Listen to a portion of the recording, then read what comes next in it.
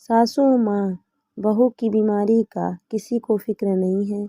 सुबह के 8 बज गए। त्योहार के दिन है, फिर भी घर में इतनी शांति है। घर की प्रमुख कार्यकर्ता, घर की बहू अभी तक बिस्तर पर पड़ी हुई है, शायद सर्दी की चपेट में आ चुकी है। पिछले 1 सप्ताह से मावठ हो रहा है, हर तरफ बारिश हो रही है। ऐसे में हर कोई अपने आप को सर्दी से बचाने की पूरी कोशिश कर रहा है, पर साथ ही साथ मकर संक्रांति का त्योहार भी है, तो उसकी भी तैयारी करनी थी। सब मकर संक्रांति की तैयारी में लगे हुए हैं, पर मुख्य काम तो बहू को ही करना है, क्योंकि सब तो सूखा काम करेंगे या फिर रजाई में बैठकर बस क्या करना है इसकी रूपरेखा तैयार करेंगे। पर प्रमुख कार्यकर्ता तो बहू को ही होना है। खाने पीने से लेकर सभी काम बहू को ही करने हैं, और सब घर में गीजर की सुविधा उपलब्ध हो यह जरूरी तो नहीं। रूपरेखा तैयार करते समय कई बार चाय भी बनेगी, किसी को कुछ गर्म खाने की इच्छा होगी तो वह भी तैयार होगा। तो भाग भाग कर यह सब मुहैया कराने का काम बहू का ही तो है।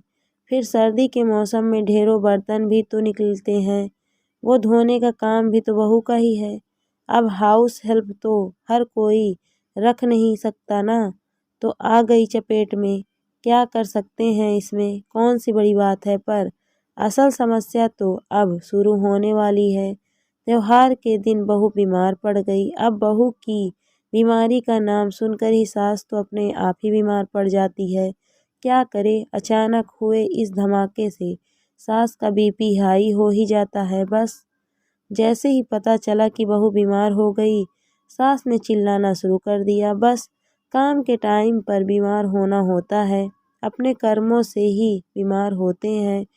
जब पता है कि मौसम इतनी सर्दी का है तो पहन ओढ़ कर रहा करें, लेकिन नहीं, सिर उघाड़ कर तो पूरे घर में घूमती फिरती हैं। ऊपर से धूप में भी नहीं बैठना। इन महारानी को पता नहीं, जैसे उनका गोरा रंग काला हो जाएगा। अब ऐसे में बीमार नहीं होंगे तो क्या होंगे। अरे मम्मी, बस भी करो, कोई जानबूझकर बीमार होता है क्या। बेटे ने चाय पकड़ाते हुए कहा। तो तेरी पत्नी के पक्ष में बोलेगा ही। मैं बैठी हूँ ना घर में काम करने के लिए, काम तो मैं कर रहा हूँ। लेकिन फिर भी बेटे ने बुदबुदाते हुए कहा।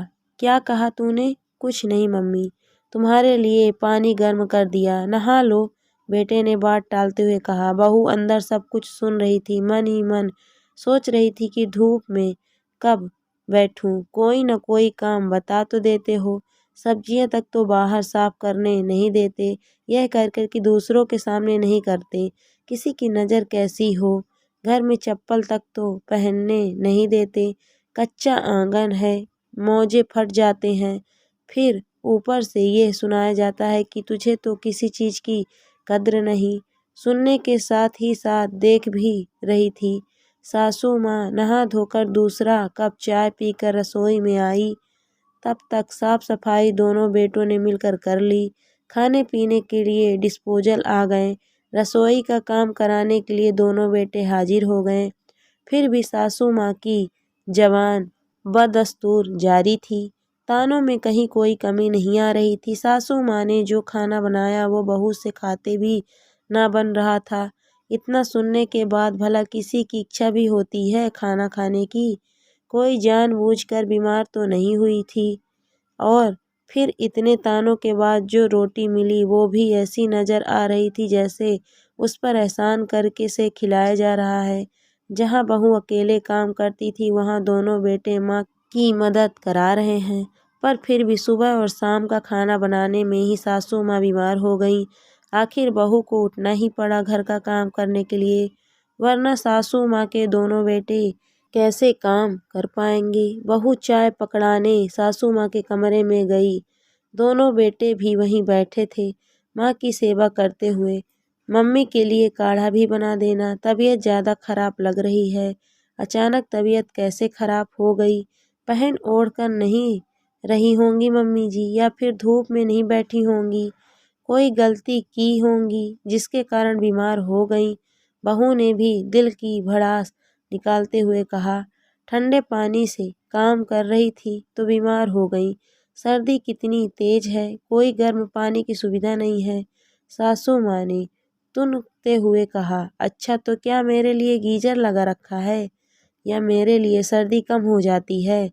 ये क्या तरीका है बात करने का? मम्मी की तबीयत खराब है और तुम सुना रही हो? एक बीमार इंसान से ऐसे बात की जाती है भला? मम्मी जी से ही सीखा है। मुझे लगा यहाँ के लोग दो बोल प्यार से नहीं बल्कि तानों से ठीक होते हैं, जैसे सुबह से मुझे सुनाए जा रहे हैं। बहू दिल की भड़ास निकाल कर रसोई में चली गई और सासू माँ बहू को देखती रह गई। सुधार कुछ भी नहीं हुआ, बल्कि 2 दिन तक बहू से किसी ने बात भी नहीं की। बहू थी, उसे तो अपना कर्म करना था, इसीलिए चुपचाप अपने कामों में लगी थी, पर घर में किसी की भी अकड़ कम नहीं हुई। दोस्तों, कहानी आपको कैसी लगी कमेंट करके ज़रूर बताइए। कहानी अच्छी लगी है तो वीडियो को लाइक शेयर करें। अगर आप मेरे चैनल पर नए हैं तो प्लीज़ मेरे चैनल को सब्सक्राइब भी करें। Thank you for watching my video.